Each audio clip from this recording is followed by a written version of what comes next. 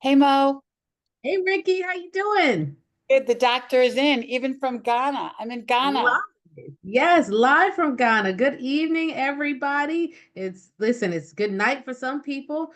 Some other places it's still good afternoon, but we are excited to see everybody on the Doctor's Inn, and we are talking about the very, very spicy, yet still somehow taboo topic of sex. Like we gotta I chat know, about it. right? I know. Hmm. And we have an incredible doc. I met Dr. Angel, at Rhonda's fundraiser, right? Tata Tuesdays, our friend Rhonda, a couple of months ago. And I said, you have to come on our show. And you know, Mo, when I met you, remember you were giving a sex talk I at sure was. LBBC, right? Remember that? Yeah, That's how I the one we do. met, right? Yep. So I It's know funny, that. Dr. Angel. It hasn't changed that much, right? Because that was back in 18, I think, maybe. Yeah, right. And it was sort of a taboo topic, and I drew the short end of the straw for this conference. And they were like, well, there's only two topics left, and so you'll get this one. And they gave me a box of props and told me to talk about sex and intimacy with like a room, literally a symposium full of strangers. And one of the statistics stuck out to me, which is that 80% of men with prostate cancer get counseled about sexual function. I'm not going to call it dysfunction, but sexual function and what to expect surrounding their entire cancer journey from the start. And maybe 20% or less of women with breast cancer get counseled about sexual function at all, at any point in their process. Right. Absolutely. I mean, we've learned from the beginning that people truly believe that sex is not for women. It is not a priority. It's not something we should be talking about. It is something we give away, something we do. So somehow we lost the pleasure. We lost the idea that this should Yep. be for us. So whenever Wow. someone's like, "Are you ready to talk about sex?" I'm like, "Yes, let's go. Let's All go." right, well, I let's love go. that. Tell us about you and tell us your I why. How'd you get know. there? Absolutely. So my name is Dr. Angel Brathwaite. I am a double social worker. I'm an MSW and a DSW. And believe it or not, I was a trauma therapist for almost 20 years. I dealt with trauma. And I got to the point where I was like, it has to be something better. Like, I am tired of just helping people get to the point where they survive, where we're just getting to the point where we're living. And at one point, I was thinking about going into sports psychology. And then I said, but is that fun? I was like, I want to do something that brings the excitement back, the passion back for me for therapy. And I started researching and I saw sex and I was like, yeah, this is it. This is it. This is And it. This is your because I kept thinking, like, what are we saving everybody for? Right, What, right. right? Like, what is the point in getting them through all of this to survive it, to be saying, okay, I'm here now, but I want you to enjoy the here now. I want you to really appreciate it. And I noticed that a lot of my women who were between probably like age 35 and 60 had said, like, I'm in a non-sexual marriage. Sex isn't fun anymore. I never got to be me. I never got to explore. These weren't conversations we had with the aunties and the grandmas and the moms. And I said, okay, I'm going to help create this safe space so we can ask questions, so we can talk about it. And somehow here I am 4 years later, a certified sex therapist. So Wow. Well, I want to learn about that wow, wow. certification, but let's talk about like what's a typical day like for you? Can you just give us what's a day? A day in the life of Dr. Angel. love it because it usually starts out with somebody asking me, like, so what do you do? Like, what does that mean? Like, are you helping people have sex? Yeah, I am. I absolutely am. Um, and because I'm a trauma therapist, I do deal with sexual trauma, but I deal with couples, I deal with individuals. A lot are Black and brown women who are finally saying, hey, I want to take control of my sexuality. I want to explore. I want to know what else is out there. Where are safe spaces for us to go? So, a lot of it is education, believe it or not. I am starting back at zero. When I started my sex therapy certification, I was like, I'm liberated. I'm sexual. I know some stuff. I knew nothing. I knew nothing. Sex ed lied to all of us. It did not give us enough information. It was not I giving us love it. any justice. So I had to start at zero with education. I mean, we went straight to anatomy and looking at the body and can you label? What does this mean? What does this do? Um, So a lot of my day is spent educating on why this is important, why we need it, and to convince women, especially Black and Brown women, that you are allowed a sexual journey. You are allowed to enjoy it. You are allowed to explore, and you are allowed to be loud and proud with it. You absolutely can enjoy sex. You can say the word sex out loud. You do not have to whisper it. I laugh because my first sessions, usually with either whether it's couples or individual, it's us saying the words sex, vagina, penis, orgasm, just getting them comfortable saying these words because they were never allowed to say it and it felt dirty to them. It felt like I am not allowed to say this. So a lot of my first sessions is just saying words out loud. I love that because there's so many euphemisms growing up, right? And I think I Right, have an aunt who right, still calls it parts, the cookie and the this, the that, the right, right. biscuits, all kinds of things, except for what it is. So I just love that. Just the freedom of saying it because we were taught, and I think we still, and I suspect that it bleeds over into how doctors talk about breasts and why we don't always do the breast exam either. There's still a lot of stigma around feeling a woman's breast, around guiding her through that process. And so it's like, oh, well, we don't want to feel something and find something false, so we're just not going to do it, and we don't recommend women do it either.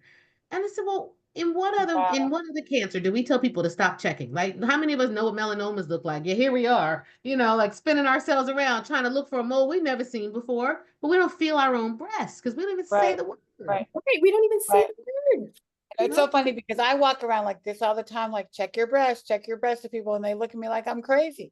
You should see it in Ghana. Oh my gosh, we were like, cause like she's touching her breast, but I do it I, all the I time. do I do a talk at the Baptist temple, the Asian Indian temple, and they say chest pain. And they go to the ER and they have chest pain and get a cardiac workup. I'm like, okay, so we need to first talk about what's going on underneath, under the burqa, under the sari. Like let's talk, how do we even use the Under words to the talk about t-shirt, under the under the t-shirt, t-shirt? Hmm. So you once Absolutely. you know? get them, are they comfortable in the first session saying the sex words, the sex parts? Usually by the end, they're like, "Oh, she's for real. Like, I'm comfortable." Like, they get a little comfortable, especially, I'm a firm believer of having therapists that look like you, that come from your culture, from your environment, from your neighborhood. I have a more relaxed style. So, my clients start to get comfortable. I become girl and all this other stuff. So, by the end, they get there. And it's so cute because they'll come back to session and they'll be like, and I was talking about sex and I was saying sex. And I was like, okay, chill, and then they move on to masturbation and they're like, all right, they're getting the hang of it. So you see the progress. That was going to be my They- second question to you was that do they just say it with you or do they actually use the words when they go home and when they talk to other people? So they start to. They definitely keep it with me, but they say it with them. But what's funny is they still whisper a little bit. Like, I have a lot of women that have teenage daughters, and they're starting to talk to them about masturbation and breast and just checking and doing all these self exams. But they'll come in, they'll be like, I talked to my daughter and we talked about masturbation. And I'm like, okay, like, even if you whisper it, I'm fine. They're teaching them, I don't know if you guys know, they have now like my first period kits that they teach them with these period kits breast exams because they're saying you should know what your body feels for that. like, Thank you, Matt, for smells that. like. Yeah. So they're doing this with their daughters now and they're using the words and they're saying it. So we're getting some traction there and I get really excited to see that. That's Yeah. So hopeful. funny. That's I remember, hopeful. yeah, that's so great. I know, riding in the car, everything comes out, right? I remember when Amanda was like 15, 16, we're riding in the car with like probably four other girls in the car. And so Amanda's like, so mom, exactly what is an orgasm? So I'm sitting here like, okay, I'm driving. I'm like, okay, how am I going to answer this question? Because I, put all out there, man, I never was afraid. So I said, Amanda, here's my best description. You know, you're going to sneeze, you're going to sneeze, you're going to sneeze, and you sneeze and you feel better. That was the best I could do at the But you know time. what? That Technically, that is I feel that way all the time. Like it's not bad. I'm like, it's almost like the sneeze release. It's that, ooh, Yeah. Yeah. hey, what was that? Like, I Right. love I needed that, right? that was Yeah. my best answer, but yeah, but I think you have to, and I was always open. Of course, I got the next day I got all the phone calls from the other moms saying like, what were you talking about with my kid? But you put your kid in my car, in my house, whatever, you're gonna get it. But Oh, what do let me tell you. Same. now these kids are so young having sex. So very, very young. And that's the scary part. And people think these sex talks need to happen at 13, 14. You Yeah, need to start them as soon as they can understand. yeah, My family used to go crazy. I have a 8-year-old son, and when he was 2, whenever he left me, the conversation was, did anyone touch your penis? Did anyone ask you to touch their penis? Did anyone ask you to touch their vagina? It's I'm a so sex therapist. important. These are conversations I'm having with him every day. So it got to the point where as soon as he would see me, he'd be like, no one tried to touch my penis today. And everyone's like, what the? So I had to explain to people, right. What you were doing, Oh, yeah, I yeah. love it. like, I'm a social worker. I worked in foster care for 15 years. I worked trauma. So as a mom, Wow. I was on top of all of it. We used the words Yeah. right away. It was And always, it's so hard, right? For kids to say and admit those things. They know there's a Right, sense of shame right, around it, right, but they don't know right, how to use the word. So I right. absolutely love that. I think it's the same with teaching the self-exam, right? As soon as your child is old Yeah, enough to shower, right? And you start to wash your parts, you need to teach them as they're washing their parts what to feel for and create a right. sense of security around it. Psychological safety, not shame. I grew up feeling ashamed of my breasts. To this day, I'm still like, okay, what's sticking out? What do I need to adjusting and twisting things. And we do our children a disservice because nobody taught me how to do a self-exam. I don't right. know if anybody taught you how to do a breast exam, but here we are, and now we have a whole generation of people who don't want to touch their breasts, but they're all having sex. Exactly, exactly, exactly, Which is exactly. They don't know crazy. what their normal is. They're having sex, but they don't know even to look at themselves in the mirror. Or Yeah. you see kids on Instagram and TikTok, basically with clothes on. And so to me, even though they're doing that, I don't think they're still aware of their bodies. Not at all. Not at You know? all. It then becomes Mhm. like a showcase or something. And a So I tool for don't know. pleasuring others. Yeah, Yes, yeah, exactly. that's it. It's something for other people, so they don't pay attention to it. They Right. When I used to work a group home, I used to be a therapist in different group homes, and part of our groups with the girls is I would make them take a mirror and go into the bathroom. I'm like, you need to look at your vagina because I need you to see what it looks like when it's okay, so you know if something's wrong. I'm like, you need to smell it, you need to touch it. And they're like, oh my God. I'm like, but you're having sex. How are Hmm. you this squeamish Right. Right. When you're letting allowing somebody do somebody that. else to touch you, but you Right. can't touch you? Right. About parts that you are sharing with people. Right. Hmm. Exactly.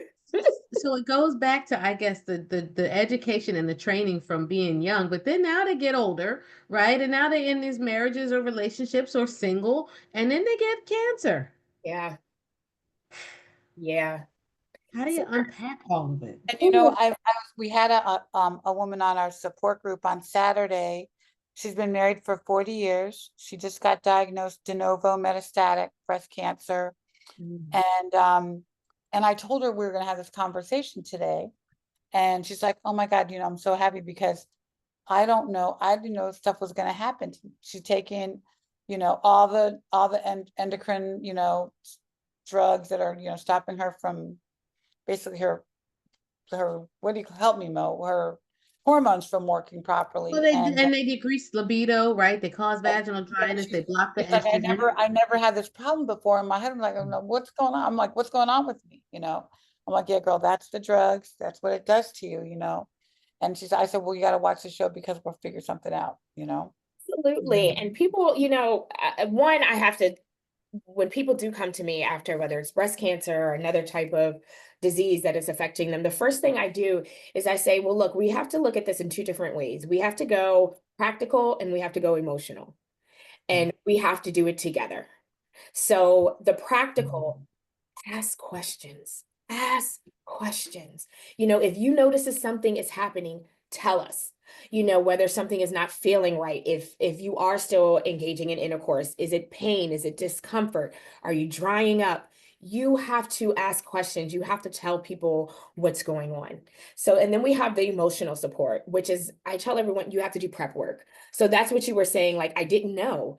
You have to start knowing. As soon as you get these diagnoses, we got to say, well, what now? What changes? Not just what is going to help me and what is going to save me, but what is going to change with me? You know, we get to the point where people, I'm not going to lose my hair because I'm doing like the ice caps and they, Okay, yes, and their expectation is different now. But I'm always like, that's great, but this could still happen. I still need you to prepare, because what's going to happen is when you don't prepare for the losing of the hair, the losing of the breast, the dryness, your self-esteem changing, it hits you with this huge shock. And now I'm right. dealing with something completely different. I'm dealing with depression. I'm dealing with high anxiety. I'm dealing with suicidal ideations. I'm dealing with a lot more than that transition. So as soon as it happens, the first thing I tell people is you have to learn to accept what's happening to you.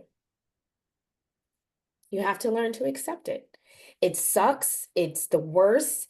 It is nothing that you can truly prepare for, in a sense of, I'm going to be okay. I'm going to be okay. This is just this little phase. No, it's accepting that this is happening and now I have a whole different journey. Right. And it's being okay not being okay, right? Because so much of our journey is and so much of the language around breast cancer is a fight mentality. And it's not that it's a bad thing to fight, but understanding that it's okay to not be okay. It's okay to be a broken crayon right now. And you can still color. It's okay to have scars. It's okay to feel whatever it is that you feel, Right. and still, plan your comeback, plan your transformative, plan, like, what do they say, the setback is a setup for a comeback, right? There you Like, go. but that acceptance of this is truly happening to me, I feel like that's a hard It's pill to swallow, because you're like, no, not me. How did this happen? I don't have family history, but how could I? What do you mean it's metastatic? So, and just understanding the treatment and the surgeries and the doctors and the this and the that, let alone talking about having intimacy, right? Right. And that's the Right. thing. The acceptance is the entire journey. It is the entire Yeah. journey, because it is accepting the diagnosis, accepting the treatment, accepting the changes, accepting the medication, accepting the relationships that are going to change, accepting the body that's going to, I mean, this is a journey that you are going through. And in order to do that, you got to talk. I know it's so cliche, but with everything, communication is key. Well, you know what also, Dr. Angel, what I hear from women, especially the younger, well, really all ages, but whose body is this? Yeah. And when you hear Val tell her story, her husband, God bless him, he's a saint. We did a couple show last week, forced her to look in the mirror, to look at her scars, because she couldn't look at her scarf. She didn't want to take her scarf off. She didn't want to let anyone see her. And he was able to like help her get over that emotional hump. But so many women say, I don't feel the same. I don't feel the same when I hug my children. When they have, and they just have this feeling of loss. You know, Absolutely. I not only have cancer, but I lost my hair. I lost my breast. I feel like I was castrated. I feel this sense of, loss in this is not the body. Where'd this body come from? Yeah. Yeah. And, and so we're dealing with just that, it affects your self-esteem when your body is out of your control. Also, you're feeling like crap because, and you really have no control over your body during chemo, Yeah. you know? And that's the biggest thing because we have no control over our physical body, we have to take control of our mental body, of our mental health. We have to change these critical thoughts and conversations that we're having with ourselves. They're never going to stop, because that's just human nature. We're always going to say, this is not me, or I don't know this body. I don't know what like, I miss my breast. But it now becomes, okay, I don't like my body, but now it becomes, okay, what about my body am I willing to highlight? About my body am I willing to have fun with? You know, um, if it's the hair, have you always wanted to be a redhead? Have you ever wanted to try this? You can't change that physical, That. but you can change how you do it now. And part of Right. it is you got to have some fun, but we have to change our critical thought process. It cannot be just, I don't hug my kids the same. It has Right. to be now. I don't hug my kids the same, but now I'm closer to them. Now they're tighter around me. Now I'm tighter around them. I might not be able to pick them up, but they pick me up. Like we have to, for every negative thought, we have to replace it. We can't stay with the negative thought because we know negative thoughts, they not only do they do our self-esteem back, but they wear on our body. They They wear us out. literally keep us down. So I tell people you're not going to get rid of the critical thoughts, most of us anyway. So you have to, as soon as you give yourself one, you have to take it back. Right. You got to take it back. And then I say, well, have some fun with it. What have you always wanted to do? I love this. The Yeah. hair, the clothes. Mhm. Okay, maybe you know you used to highlight your boobs. Now let me see them legs. Like, what are we doing? You can't just say, this is gone. You have to replace it with something. Something. I love that. Say that again. You can't just accept that something's gone. You have to replace it. You have to. It's just like being empty. You don't leave yourself empty. You fill yourself back up. So this is what I teach. I teach, okay, you used to highlight your boobs. I see it in every picture, everything. You was this double D sitting up. All right, I see you. But until we get to that point, what else are you going to do? Right. And women forget, like, oh, my legs are sexy. My butt is still there. Some people remember their smile. Some people remember, oh, people used to love my eyes. Mm. Okay, let's Yeah. talk. I love that because I would tell my patients and it's not a lot of time in a surgical consult, but it usually happens somewhere around you've wrapped your mind around the diagnosis and you're either getting ready for surgery or you're somewhere in that post-operative period and trying to figure out what comes next. And I say, okay, can you identify for me what negative soundtrack is playing in your life? Mm, Right? What are the things? Because if you are not saying sweet things to you, who's saying sweet things to you? When you Right. walk by that mirror, right? And you're picking yourself apart. Because I do it too. I'm like, oh, look at the cellulite. Oh, look at the. I said, what's the soundtrack playing? And we talk about, ways to get to sleep. I said, you have to sometimes do some maybe mental visualization and actually see yourself taking off the negative record that says, I don't like my this, I don't like my that, I don't like my, and put on a different soundtrack. And I say, okay, now what song is playing? What is it saying?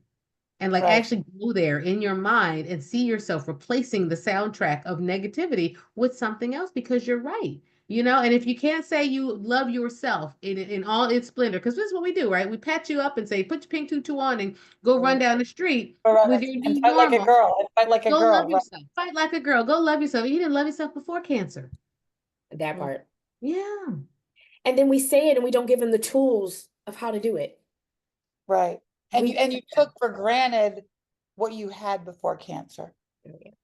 And now it's gone. and that's why it's important to have this community to, because when you lose it or you don't have it, you have to find it. You have to go to the community. I tell people, you don't have to reinvent the wheel. People have already figured this out. You just got to figure out which one works for you. Yeah. Like, I love the theme song. I do affirmations. I tell everyone you need to come up with your own affirmation. What Yes. you that you have to repeat to yourself over and over again. But now I'm gonna tell everybody, get a theme song. And every time you feel, I need you to play that theme song. Yeah, and it can change, right? You can Yeah. change the theme song, but put on something positive because we don't realize how much negativity is just playing in the background Yeah. all day long as we sit and we judge ourselves. Why did I take that left turn? I knew I should have stopped the gas. See, why did I park here? Well, you know what? I should have took the stairs instead of all day long, right? We just pick Have ourselves your thing. apart. And Yeah. maybe it's just me, Facebook, and Black Doctor. I don't know. But here we are, and we got to reverse that self-talk. But I think the other part of it is it becomes and this is where I struggle, I think, in counseling my patients. I tell them, listen, you have to know a little bit about yourself and what pleases you so that you can help to inform your partner. Right? You can't expect magic to happen. Y'all haven't had sex in 6 months, and all of a sudden you go on date night and boom, everybody, somebody's gonna hurt, something's gonna ouch, Right. there's a scar, there's a pull, you sneeze too hard and there's a muscle you pulled, and like Right. it's really real. So setting Yeah. reasonable expectations, but how do you not put it all back on the woman to basically assume the one more thing on her plate? Like now I got to now I got to masturbate and I got to figure out my sex and now I got to do da da da da da. How do you balance that? And that's the thing, a lot of times, especially when they have these loving partners, I'm always like, lean on your partner. Lean on your partner. I do a lot of couples work. So the couples work is everyone gets homework. Everyone gets homework. And it is usually, the partner's job to ask the questions. Are you ready? How ready are you? Can we this today? Nope, not today. Okay. Well, we're working up to it. Because the women, I mean, when it is you, one of the first homeworks is masturbation. Because you need to figure out, like you said, what's going to hurt, Right. what's not going to hurt. What are you comfortable with? Um, Sensation is different. I was going to say, where's the sensation even? Yeah. Where Right, is right. it Well, now? especially when you've lost your breasts, that was a big part of my sex life. Yeah. So now you have to find different Gone. Yeah. So, they definitely have their own homework, but I put homework on the partner. Your job is to ask these questions because 9 out of 10, she's going to be quiet.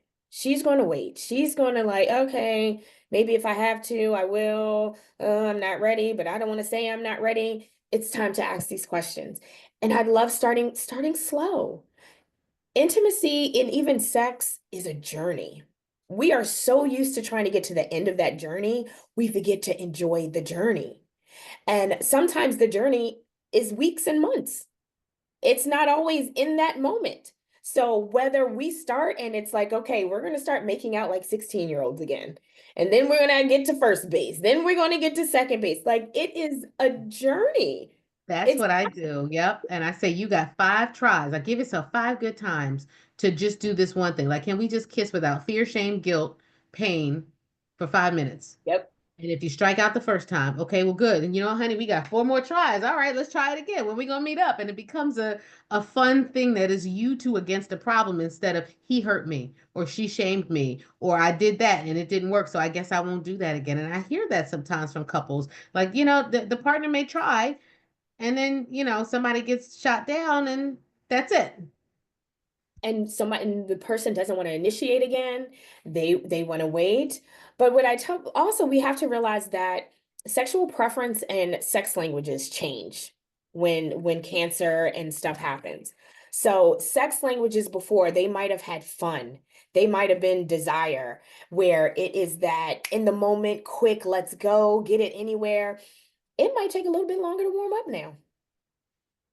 Right. It's It's spontaneous because I think there's really fear on both sides. Even if you've been with your partner a long time, I think they're both in a state of fear about, well, am I gonna hurt you? Is he gonna hurt me? You know what I mean? Is it gonna feel the same? And I mean, I even had a phobia, like, I don't know if I want a penis in my body. I don't want any germs. that too. Emails like, is he gonna give me germs? Like, No, and it's scary. And these are the things that we have to talk about. I know Yeah. it sounds silly. I get my clients use code words. Whether it's something as simple as red light, yellow light, green light, or my favorite is pancakes, just because I think it's hilarious.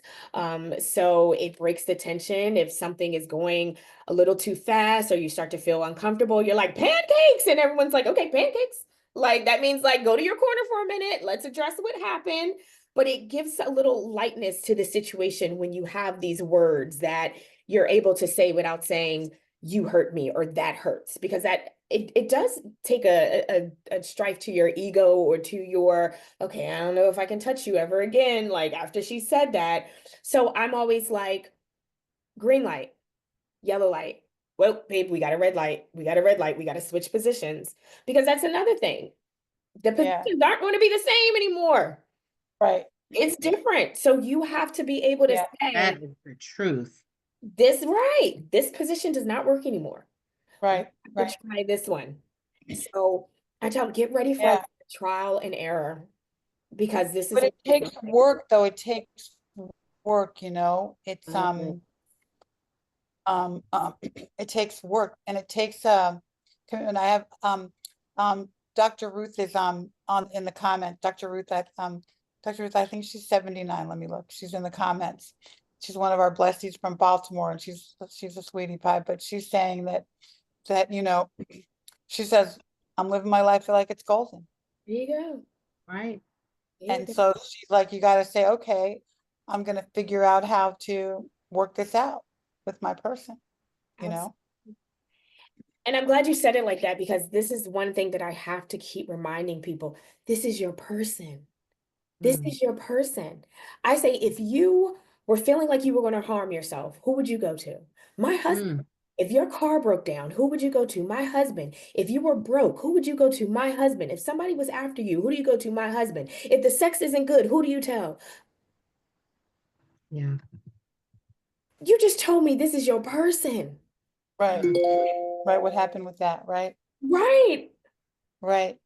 And so just think about it too. So what if you have this person for 30 years, 20 years, 10 years, whatever that is, but that person's gone now. They walk out on you. We hear mm. that so much.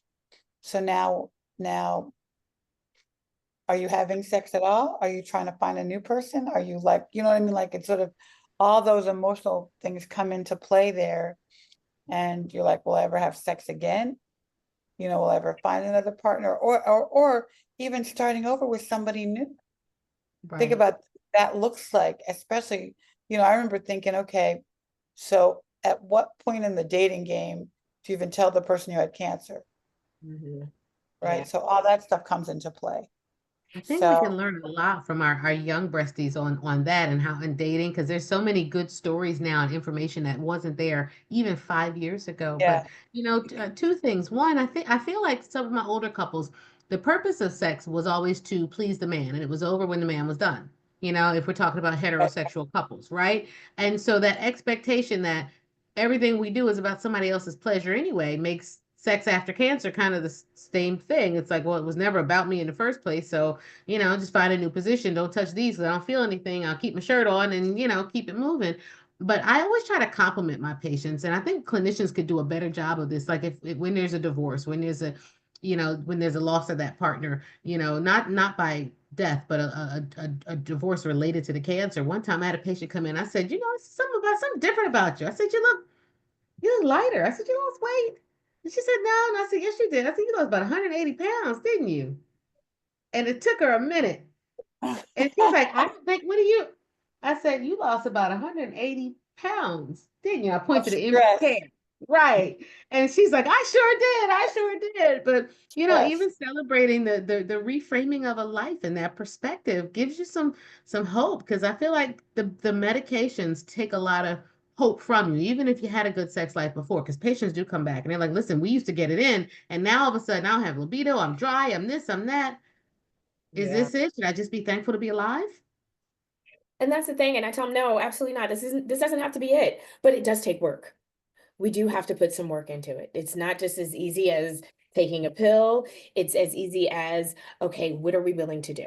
How are we So willing let's to? talk about the work. What Yeah, tips let's you talk got? about Let's the start to talk about how do you, if you had to do a little yeah, step-by-step mini master class in yeah, the yeah. How work. to do the work, how to do the work. So the first homework is always masturbation. It's always you have to find that sensation again. What still gives you pleasure? Where are your sensation spots? Have they left? Are they sometimes there? Are they not there? So yes, it absolutely is masturbation.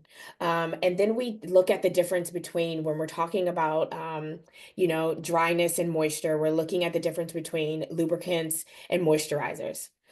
So when we look at the difference, moisturizers, we're talking long term. We're talking like, you're doing those three almost every day a week, 3 days a week, 7 days a week, because that's when they're walking around and it's a constant issue. Right. So we don't want to just go ahead and get a lubricant when it's just time to have sex, because I'm telling you, it's still not going to be the same. You're still going to feel some of that friction, some of that dryness. So if we're actually having intercourse, we're going to look at moisturizers and we're going to look at lubricants, because lubricants are going to help us during the actual act of sex. That is going to get us going. And believe it or not, sex toys help. They bring that blood a little quicker to all the parts we needed to get to. It starts us moving a little faster and it gets us a little wetter. It helps with the process. So we know men usually take what, 5 to 12 minutes to be properly ready for intercourse, for them to be fully erect, ready to go. Women, we're still looking at that 12 to 20 minute mark. So, and then when you Say add, that again, men 5 to 12 minutes. yep, and they're ready to go. Where women, we're still around that 12 to 20. So, when men talk about, oh, you want foreplay, I need foreplay. I gotta have it. I'm not ready. I'm not warmed up. You're trying to drive a cold car. It's not going to happen. So we got to get on the same page. But the sex toys, so with the dryness, of course, it's going to increase that time. So we're going to look at 25 to 30 minutes, 35 minutes. So the sex toys help increase that time a little bit, help get you Okay, there. so break What if you down sex toys to me. Okay, and so what if you don't have a willing partner too? Like, what if your partner's like, I'm not doing that? Let's talk. well, then that's part of your freshen up. When you go to freshen up, then you use that sex toy to help you freshen up. Okay. Because it's going to take a little bit longer. And most of the time, this is where women miss the enjoyment of it because we feel like we're trying to catch up. We're playing catch up. We're like, oh, he's almost there. I'm not there. And once he's there, sex is over. So if you want to enjoy more than just the journey, I advise you to take that sex toy and go ahead and use it in the bathroom. Go ahead and use it while you're freshening up. Or we have couples toys where if you want to, like they have the remotes. So you have the toys that you can put in your panties and in your pants that your partner actually controls. So it starts to get you ready a little bit longer, faster than him. So by time you get to the house, you're like, okay, I'm ready to go now. Like now it's in. So I encourage the funness, especially those that are a little hesitant about the toys and about that. Let's have some fun with it. Let's do something that they would enjoy. Strip poker, strip whatever, the dice. These are all foreplay. These are all warm-ups. So it might not just have to be the toy, but maybe, like I said, a friendly bet. And every time I win, I strip. Every time you win, you do this. You play with the dice. So this is all part of that warm up. It's all getting you ready. So we can cut down on that 30, 35 minutes to get going. So I need you to start with the masturbation. I need you to know your body, know where you are. Then I need you to get warmed up. Then I need you to take control. I need you to guide. I need you to take your partner's hand and place it where you need it to be. Because whether it's a new partner or old partner, they might not know anymore. It might have changed. It might have done something different. So place it, let them know. Most partners are not against somebody telling them what to do during sex. It is a turn on for a lot of people for someone else to take charge, especially if they Say that again, say that again, say that again. It is a turn on for a lot of people when somebody takes charge during sex. I hardly have heard of anyone that says, no, don't tell me what to do. You're right. You're right about that. That's a good point.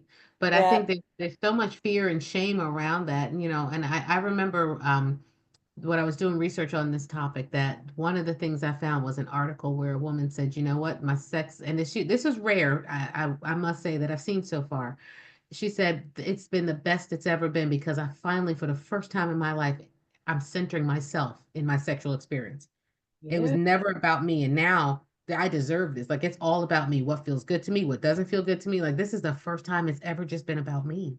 Yeah, absolutely. And the women that are still shy, I think this stage and age is great because you can text stuff. You can text and say, when you get here, I want you to do this. This is what I need from you. This is what I'm feeling. It takes away some of that shyness. It takes away some of that, even if the fear is rejection, it gives you a little bit more power, a little bit more controlled, and be free to say what you need to say. So I tell people, okay, if you can't say it, text it. Text it. Especially when you have a partner that is vocal about their wants and needs. It should be the same. You need to be just as vocal. So you are Like great. send a text about what you need before you, Yes. and that can even be a signal to the mate to say, okay, I'm ready, or I'm okay, but I need help, Yeah, you absolutely. know? It Yeah, gives I us love that idea. clarity. Yeah. I tell people Yeah. all the time, like, just text it. Tonight, I am on top. Tonight, you can't use your hands. Tonight, we're using this. It is a turn on to tell someone exactly what you want and need from them. So how do you navigate a partner who's not receptive to those things? Do Then couples come in to see you together? And is that part of the work? Absolutely. A lot of times that partner is waiting for the cue from the other person. They're Mm, they're like, well, I didn't want to touch her. Well, I I love didn't that. want to rush her. I didn't want to. So the first question I ask when they're together is, have you guys been intimate? Do both of you want to be intimate? And usually it's yes. And I'm like, well, what's the stop? And the partner usually says, I don't know if I can. So I asked, well, have you told him what you can do, what you're okay with, what you're okay with receiving, what you're okay with giving? And it's Wow. always no, no. Well, this is the Wow. conversation that we have to have. And sometimes I have to be that person in session that says, okay, are you okay with oral sex? Are you okay with kissing? Are you okay with hugging? Are your breasts off limits? Where are you? And sometimes we have to go through different positions, different things to say, is this possible? And then the homework is, okay, I heard at least 10 things that were possible. You need to go home and do two. Do two. I love it. I love it. We use yellow light, green light, red light. We use pancakes. They make up their own. At some point, they get really fun and really silly with their words and they, start to enjoy Code it. words. Okay, I'm trying to put some of these comments in the chat, in the comments. Okay. I got some code words. Yes, code words. Code words are always fun because it reminds you that this is your person, that you guys still have this intimate relationship, this funness, this don't nobody else know what pancakes means to us. Like, Right. even if you're, some people have days that, it's a Wednesday and they might text like, hey, the green light's still going, it's Wednesday. And you're like, oh, I'm at a yellow. Let me tell you when I get home if it's gone to green. Or, babe, today's a bad day. It's a red light day. You're allowing to have these conversations without hurting feelings, hurting egos, making someone feel rejected. You have your own language that says, this is not you. This is just what's happening to me right now. So, Mm. Say that one again. This is not you. This is what's happening to you right now. yeah. It's a temporary circumstance, except for, a lot of our metastatic sisters could be dealing with especially the dryness thing for years, and so, And that's a but good point because some of the drugs and the recommendations don't always work for them either, you know, because it conflicts with some of the medication. So, yeah. Absolutely. And you know what? It's what we've known forever. Sometimes we got to go back to the basics. Believe it or not, coconut oil is great. We usually are like water-based lubricants and moisturizers if we're using condoms because we know oil breaks down condoms at times, right? So if you were with your partner, the person that you've been with, it's a monogamous relationship, try coconut oil. Try coconut oil. We want to go back to the basics. We want to go back to not putting too much back in you, but enough to help you. But coconut oil is a great one. So right. And you put Uberlube in the comments, Mo? Yeah. Yes, I did. I sure did. I put Uberlube, I put coconut oil, I put Good Clean Love. I actually we do a survivorship group at our hospital, and I go on Amazon and buy cobalt blue bottles, the dropper bottles, and I get the liquid coconut oil and I put it in and put it in a little sachet and I give it out as a gift. And I say, okay, there you go. this starts your pleasure chest, right? I want you to figure out, find 3 or 4 other things. Maybe it's some frankincense or whatever feels good, smells good to you. Put it in a little box by the bedside. That way you don't have to reach in a jar or something and take your 2 fingers and Right. let's make it cute, right? Let's be cute about it. But let's start this journey of, and it has a dropper, so it's easy for insertion, right? Let's get creative with it. And so many patients would come in and say, do you have any more of that oil? And I just went and made it myself, and we just kind of gave it out, but it was a hit for a long time until people kind of caught on and they make their own now and they bring it to support group and they, just put it in the hand of somebody and it's really special. But you're right, just starting Right.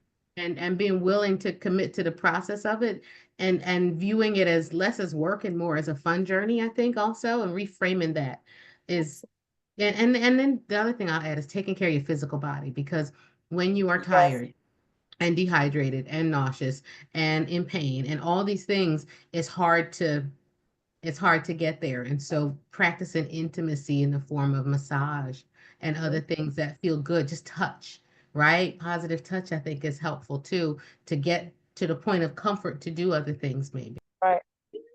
And that's how we work our way up to the journey. That is part of the journey, starting slow, back to holding hands, washing each other's hair, cooking dinner together. These intimate moments build up.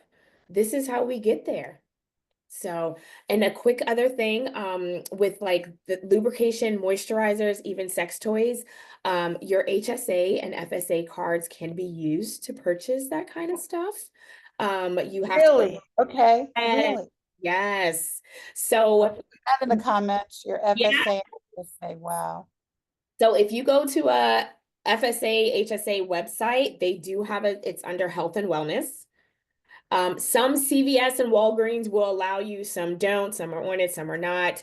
But if some sex toys websites, and I wish I had them off my mind, I'm gonna have to send that out, but it'll say HSA accepted or FSA accepted. Because I was like, why are you guys keep buying 9 million band-aids? Get some lube, get some toys, get some stuff. Like, what are you doing? Stop trying to spend $500 on band-aids. You can absolutely use it for That's really interesting. I That's think that's good. something people need to That's put in the amazing. chat. Ricky, you That's putting that in the amazing. chat? I'm putting That's it in right. here. That's amazing. yep, So that's not an excuse. Don't think you can't get it. exactly. Isn't it crazy what insurance covers and what it doesn't cover? How about it? You know, you can't get that new insulin pump, but you can get you a But you never can, mind. right?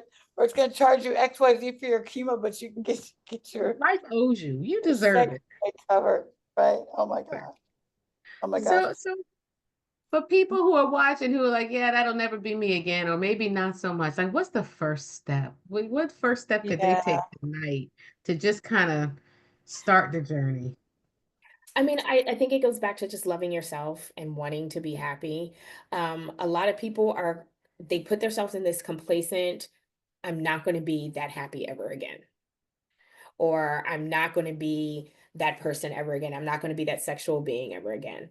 So it's I'm not, another loss. It's another loss. yes. It's And another loss. yes. And I'm so glad you said that, because one thing we have to do is we have to grieve that person you thought you were and the person that you saw yourself being.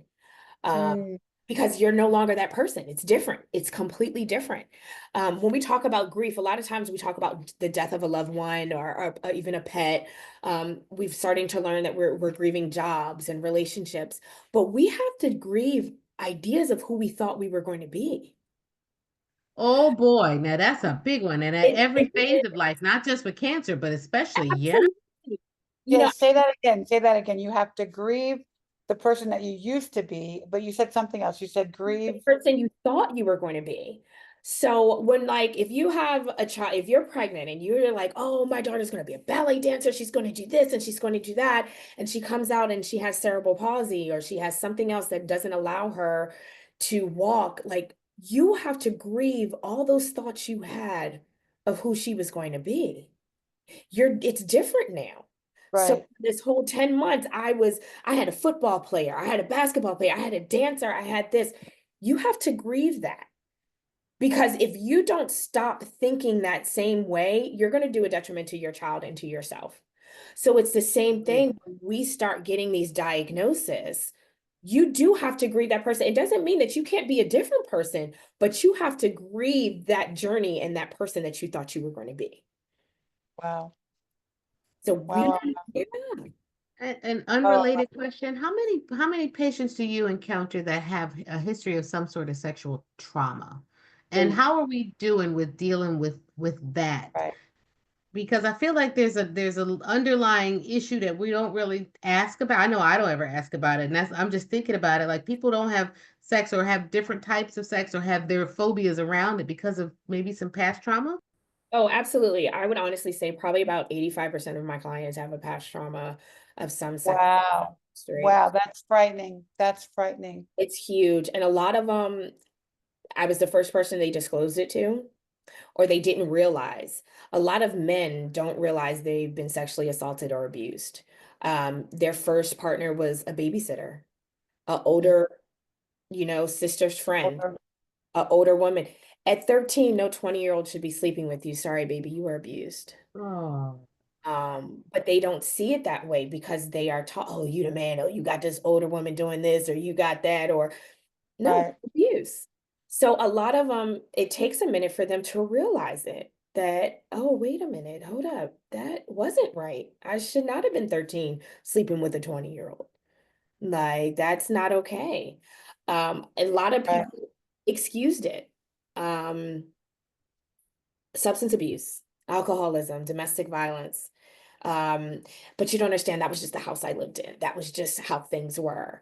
Or, it happened to my mom. It happened to, it was almost like a generational rite of passage that, well, it happened to all of us. So for a lot of them, they didn't realize how it shaped their ideas on sex or their ideas on relationships. So again, we have to start at zero. I have to say, what does sex mean to you? Because when we That's look, the question. it is because a lot of people, especially when you have some type of sexual trauma, when I say, is cheating a deal breaker? Is this, they're like, no, because it's just sex. They don't equate the physical act with the emotional act. It's just sex. And so when you have a partner where sex is 100% emotional, we got to be in love, you my person, and all this with someone who says it is a physical pleasure, Right. you a lot of bumping of the heads. So we start at zero. I asked them, what does sex mean to you? Where did you learn about sex? How did you know what sex was? Are your ideas of sex changing? Do you want your kids to have the same relationship with sex that you have? And that usually gets a lot of people because they're like, no, well, why do you have that idea then? Ooh, wait, that's a mic drop moment right there. Do you want your children to have the same relationship with sex as you? Really puts it in the perspective of, you know, I'm typing that one up. Do what- you want your put that one children? in there. What are we teaching our children about sex through the lives that we lead and the way that our relationship with sex? Oof. Could be the same could be said for many things though, for food, Mm-hmm. right? For health, Right. right? For money, right? What are our relationships with all of these things? And do we want our children to have the same relationships with these things that we do? That one's boy. Listen, when we talk about sex and trauma, we go at it like we have to start at the beginning. I asked, what did you see healthy relationships growing up? Did you see public displays of Right. affection growing up? Are your parents huggers? Are they kissers? Do y'all say I love you when you get off the phone? All this plays a role to how you feel about sex and relationships. Yeah. So, But I think it boils down to where you even started, Dr. Angel. It's communication, is talking to your partner and maybe having a code word or interacting. So just, talking. yeah, it really begins with talking. It really does. It sounds so cliche, but communication is key. If I don't know, Yeah, and even when we talk about just pleasure, if you don't tell your partner what pleasures you, they're going to do what pleasures them. Ooh, yeah, ooh. That's another mic drop moment, right? You If dropping you the bombs don't, now. But it just starts with starting, right? Like there's no right or wrong way to do this other than the wrong way, I think, is blame and shame, yeah. right? When you put somebody else and make them responsible for whatever pleasure you are having or not having, I think that sets up a dynamic that's going to be yeah, difficult to overcome as a couple. But otherwise, it really just starts. And somebody I saw in the chat said, you know what, I had to learn to love myself again. I had to, learn to yeah, accept this body that I'm in, and honestly, yep, this is all so good. Oh, can you Yeah. come back again and do this again with us? no, Absolutely. I know. And you know what I'd love to do is maybe we'll get a couple or get somebody who really Let's wants get to some kind of go couples on. Yeah, who wants to yeah, go through a few exercises or something. And we'll keep it, Facebook PG rated, but right. maybe also Sex be able counseling. to model some of this. I would love Yeah. to. I do a lot of different techniques. We have couple check-ins that we do where we give a safe space for them to say, hey, I didn't like when you did this, or I like this Mm. more. Teaching them body cues of how to pay attention to your partner's body. Again, the texting. Some people aren't good with the sexing. And I'm like, okay, well, let's just try out some things. So yeah, there are definitely a lot of couple techniques that I like to use and Wow, wow, wow, wow, there. wow, wow, wow. We have one comment from the chat, Dr. Angel, the truth is if a man or a woman cheats on you, it's because you're unattractive or just do not please him. So even like the whole thing about being made to feel unattractive too, that's a whole nother conversation, right? I was about to say, we can get in that to a whole You probably nother. don't want to be in that with that relationship, right? Wow. Mo, Deltra and Melissa Berry did a whole thing, a podcast on sex, so let's bring Dr. Angel back and maybe bring them on and maybe bring a couple on and, I love that. I know Val and Curtis are pretty open. Val more than Curtis are probably about talking about kind of their sexual encounters, or kind of how he supported her through cancer, so we'll have that, definitely plan that conversation. But we wanted to do this in February, I call February kind of love month, so. No, I get it. February is my busiest month. I tell everyone, Is like, it really? Yeah. it really is. I think, Everyone loves a sex therapist in I February. think we should give coupons. Yes. I Do love we that. give I gift love cards? it. Do you have sex therapy gift cards we could give to people, right? Listen, I love it. I do like when I'm on the board of a nonprofit and we give away like all the board members have to put together baskets and mine is always a sex therapy basket. So like mine is covered all in black so nobody can see it, but it's toys, it's techniques, it's books, it's journals, it's I'm wherever I go, I'm like, nope, we're gonna talk about sex and we're gonna talk about it loud. Do you Right. do Zoom sex talks? Do I do what? Can you do telemed talks? I do, Like, yes. yeah, great. Because our audience is everywhere, so how can they find you if they want you? And I think they So do want to. I am on all social medias at Skin Folk Therapy. So that's TikTok, Instagram, Facebook, and even my website is just skinfolktherapy.com. So you can find me there. I love doing talks. I've even had people like hire me for like girls' night or mommy and me classes where because all they want is that one person to start the conversation. As one Yeah, person starts Yeah. the conversation, yeah. they're ready to go. So, but I'm at Skin Folk Therapy, like I said, TikTok, Facebook, Instagram, and that's my website as well. Yes, I love that too. Yes.